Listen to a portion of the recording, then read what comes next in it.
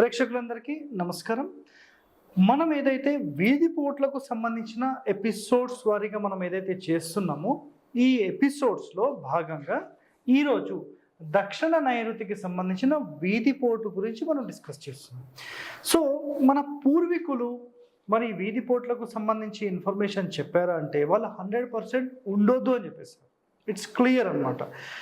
ఒక నివాస గృహానికి ఎట్టి పరిస్థితుల్లో ఉండొద్దు అనేది వాళ్ళ కండిషన్. అయితే అప్పట్లో అయితే నిజంగా ఆ పోట్లు లేకుండానే వాళ్ళు జీవించారు, చాలా సంతోషంగా ఉన్నారు. కొన్ని వీధి పోట్లు ఉన్న ఇండ్లు కూడా చాలా బాగున్నాయి. మరి అవి ఏ కండిషన్స్ మీద ఆధారపడి వాళ్ళు ఇంటి నిర్మాణానికి సంబంధించిన ప్లాన్ డిజైన్ చేశారనేది మనకైతే తెలియదు. సో ప్రస్తుతం అంటే ఆధునిక వాస్తు నిపుణులు కొంతమంది వీటికి సంబంధించిన పరిశోధన చేసినప్పుడు కొన్ని వాస్తవాలను లేదంటే వాళ్ళు పరిశోధన చేసిన కొంత ఇన్ఫర్మేషన్ని కొన్ని పుస్తకాల ద్వారా మనకు అందించడం జరిగింది. సో అవి ఏమున్నాయి, సో అవి మనం ఇప్పుడు డీటెయిలింగ్గా మనం తెలుసుకుందాం. సో మొట్టమొదటిగా దక్షిణ నైరుతి వీధి పోట్ అంటే ఎక్కడ, అది కూడా చాలామందికి ప్రశ్న వస్తుంది. సో మొట్టమొదటిగా చూసుకుంటే ఇది ఈస్ట్ ఫేస్, ఇది సౌత్, ఇది వచ్చేసి వెస్ట్, ఇదేమో నార్త్. అయితే ఇందులో మీరు అబ్జర్వ్ చేయండి ఒకసారి, మనకు తూర్పు రోడ్, దక్షిణం రోడ్, పడమర రోడ్, ఉత్తరం రోడ్. ఇందులోపల మనకు నైరుతి వీధి పోటు అన్నప్పుడు దక్షిణ నైరుతి వీధి పోటు అంటే ఈ రోడ్కి ఇంకొక అడిషనల్ రోడ్ ఇట్లా వచ్చి ఈ ఇంటికి సంబంధించి అంటే లోపల ఇల్లు ఉంటుంది కదా, ఇట్లా ఆ ఇంటికి కానీ కాంపౌండ్కి కానీ తగిలినప్పుడు దీనిని మనం దక్షిణ నైరుతి సైడ్ కాబట్టి దక్షిణ నైరుతి అన్నాం. సో దక్షిణ నైరుతి వీధి పోటు అంటే డైరెక్ట్గా ఈ రోడ్ మీద వచ్చే జనాల చూపులు మొత్తం ఎప్పుడైతే ఈ కాంపౌండ్కి కానీ ఇంటికి కానీ తగులుతాయో వీటికి సంబంధించిన ప్రభావం ఏముంటుంది అనేది మనకి ఏం వివరించారు చూడండి.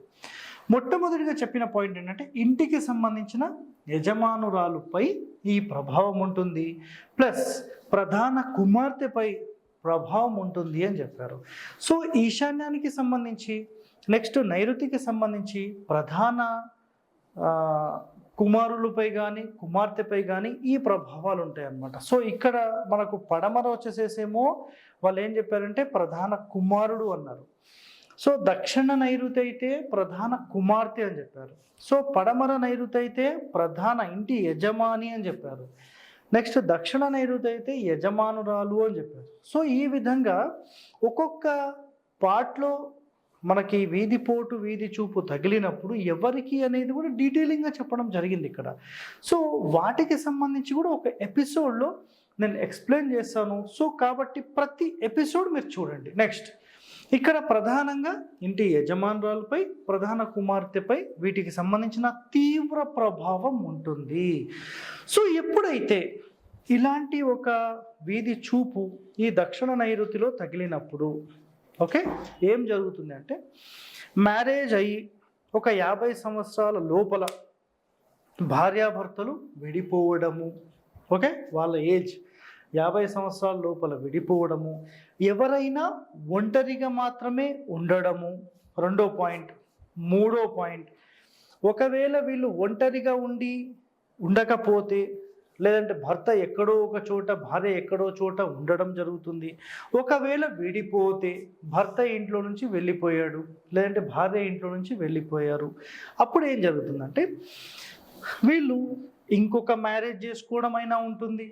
అంటే ఒక సెకండ్ మ్యారేజ్ యోగం అనేది ఇది ఆటోమేటిక్గా తీసుకొని వస్తుంది. అంటే భర్త లేని లోటు కానీ భార్య లేని లోటు కానీ ఇక్కడ జరుగుతుంది అనేది ఆధునికులు చెప్పిన పాయింట్. ఓకే నెక్స్ట్ ఇప్పుడు ఈ ఇంటి లోపల ఎప్పుడైతే వీళ్ళు విడిపోయి పక్కకు జరిగారో అప్పుడు ఆటోమేటిక్గా మళ్ళీ వీళ్ళు ఇంకొక వ్యక్తిని కోరుకుంటారు.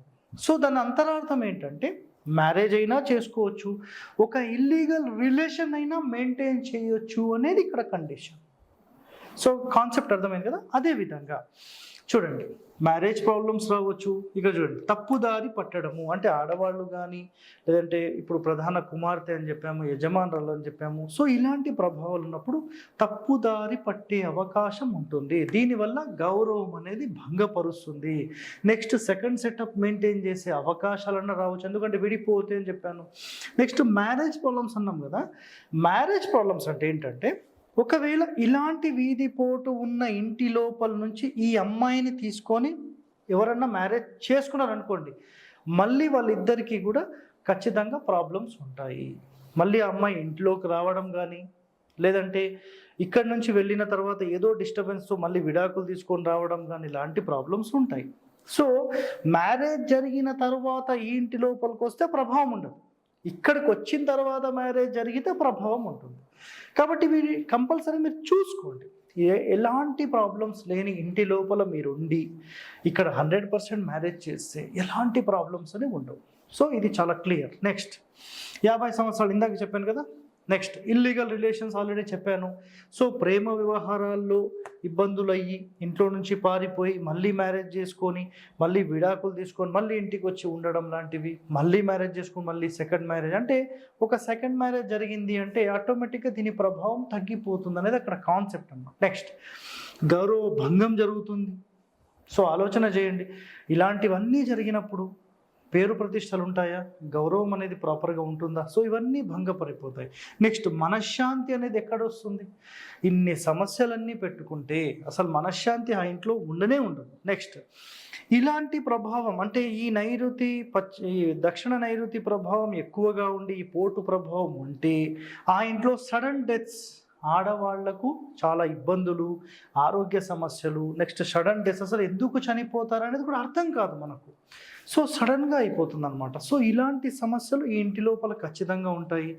నెక్స్ట్ ఇవన్నీ సమస్యలన్నీ చూసి ఈ ఇంట్లో వాళ్ళకు ఏం కలుగుతుంది అంటే, ఇవన్నీ ఎందుకు, నాకు మెంటల్ టెన్షన్స్, నేను చనిపోతే బాగుంటుంది, సో నేను ఆత్మహత్య చేసుకుంటాను, ఏదో ఒక టైంలో ఏదన్నా విషం తీసుకోను, ఇట్లాంటి సమస్యలు వచ్చాయి అనేది ఇక్కడ ఆధునికులు చెప్పిన పాయింట్స్. సో నిజంగా వీటిలో గమనిస్తే కొన్ని నిజంగా కూడా జరిగి ఉండొచ్చు. సో ఇలాంటి అబ్జర్వేషన్స్ మీరు కూడా చేయండి. సో మరి ఇలాంటివి ఉంటే ఏం చేయాలి సార్, పరిష్కారం కూడా నేను చెప్తానండి, చూస్తూ ఉండండి. సో ఆఫ్టర్ మ్యారేజ్ ప్రాబ్లమ్స్, అనుమానాలు, తగాదాలు, ఇందాక చెప్పాను కదా, లవ్ మ్యారేజ్ చేసుకొని బయటికి వెళ్ళి, లేదంటే ఈ ఇంట్లో నుంచి బయటికి వెళ్ళి మ్యారేజ్ చేసుకొని మళ్ళీ సమస్యలు వస్తాయి. సార్ మాకు ఇవన్నీ వద్దు, మాకు సింపుల్ రెమెడీ చెప్పండి. సో సింపుల్ రెమెడీస్ ఉంటాయండి. మీకు ఈ వీధి పోటు ఏదైతే ఉందో ఇది తగలకుండా ఇక్కడ ఒక 2 అడుగులు, మీ కాంపౌండ్కి బయట 2 అడుగులు గ్యాప్ ఇచ్చి ఇక్కడ మీరు ఒక గోడ కడితే, క్లియర్గా గుర్తుపెట్టుకోండి, ఒక గోడ కడితే, సార్ ఎంత ఎత్తు కట్టాలి, ఎంత మందం కట్టాలి, మందం మీ ఇష్టం, 6 ఇంచులు కట్టుకోండి, 1 ఫీట్ 2 ఫీట్ మీ ఇష్టం. హైట్ మాత్రం 7 ఫీట్ అబోవ్ మాత్రమే ఉండాలి, తక్కువ మాత్రం ఉండొద్దు. సో సార్ మేము గోడ కట్టుకునే ఆప్షన్ లేదు, ఒక బ్యానర్ వేసుకోండి. ఎందుకంటే గతంలో ఒక ఎపిసోడ్ మనం చేసాము, ఆ ఎపిసోడ్లో చూసి బ్యానర్ కట్టుకున్న 1-2 days 3 days 1 week లోపల రిజల్ట్ వచ్చిన వాళ్ళు ఎంతోమంది కామెంట్స్లో కూడా తెలియజేశారు, సార్ నిజంగా ఫుల్లీ ఇంపాక్ట్ దీని మీద ఉంది సార్, బ్యానర్ కట్టిన మరుక్షణం మాకు మంచి రిజల్ట్ వచ్చేసింది. సో ఇలాంటి ఎన్నో ఇన్ఫర్మేషన్స్, అసలు ఎంతో సమాచారం మన హరివాస్తు ఛానల్ నుంచి చాలామందికి మనం అందిస్తూనే ఉన్నాం. సో మీరందరూ మన ఛానల్కి సంబంధించిన ప్రతి ఎపిసోడ్ అనేవి మీరు చూడండి. నిజంగా ఒక 6 నెలలు సంవత్సరం చూస్తే గనక మీరు ఎక్స్పర్ట్స్ అవుతారండి, ఇట్స్ మై గ్యారంటీ. సో మీకు ఈ వీడియో నచ్చింది అనుకుంటున్నాను. నచ్చితే కంపల్సరీ లైక్ చేయండి, సబ్స్క్రైబ్ చేయండి, 10 మందికి షేర్ చేయండి. ధన్యవాదాలండి. Thank you.